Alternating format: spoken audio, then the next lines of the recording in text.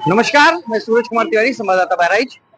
अभी हमारी मौजूदगी बहराइच शहर के सबसे ही फेमस चौराहे, जिसको डीएम चौराहा इसका पुराना नाम है और इसका नया नाम है जो वो है परशुराम चौक। यहाँ पे हमारी मौजूदगी है।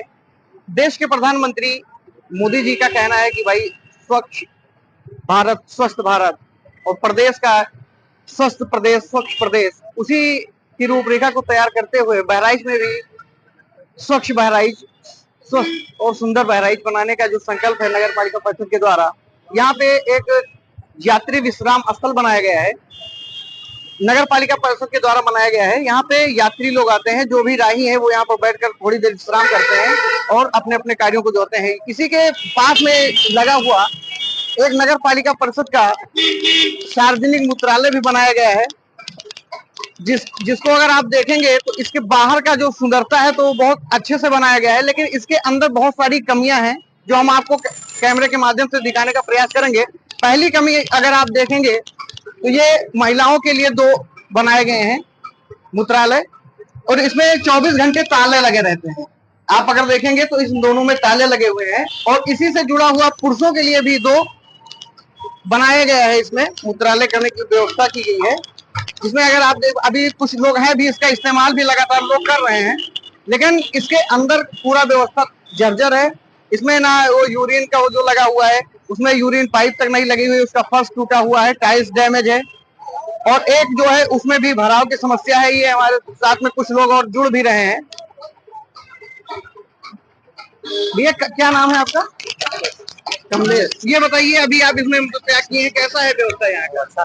अच्छा है। वो डैमेज आपको नहीं दिख रहा है? डैमेज है पूरा, अच्छा डैमेज है, नहीं दिख रही है। इनको कह रहे हैं कि अच्छा है, व्यवस्था तो अच्छी की गई है, लेकिन अगर इसके अंदर की तस्वीर देखेंगे, ये देखिए, इसकी पाइप टूटी हुई है, फर्श डैमेज है, इधर भराव की समस्या है, स्वच्छता किस तरह की है, गंदगी है, आप देख ही पा रहे हो कैमरे से।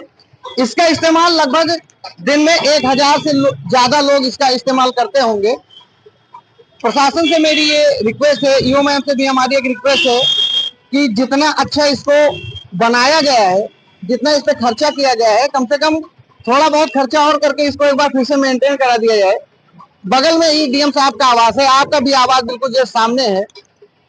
एक अच्छी खासी रकम इसको बनाने में लगी होगी, तो थोड़ा बहुत इसका मरम्मत का कार्य भी करा दिया जाए, ताकि जैसा आपने सामने बगल में ही बनवा रखा है यात्री स्थल भवन, यहाँ पे हजारों लोग पर डे आते जाते हैं, और अगर उनको इसका इस्तेमाल, जिसका पर्पज आपका है कि इसको सार्वजनिक नाम दिया गया है सार्वजनिक मूत्रालय, स्वच्छता पर विशेष ध्यान देने के लिए बनाया गया है, तो कम से कम इस बात का ध्यान रखें कि इसको कम से कम सही तरीके से बनवा तो दें, ताकि जो भी लोग इसका इस्तेमाल करें, इस्तेमाल इसका सही से कर सके। बहुत से लोग इसको आके देखते हैं, उसके बाद बगल में अपना मूत्र त्याग करते हैं।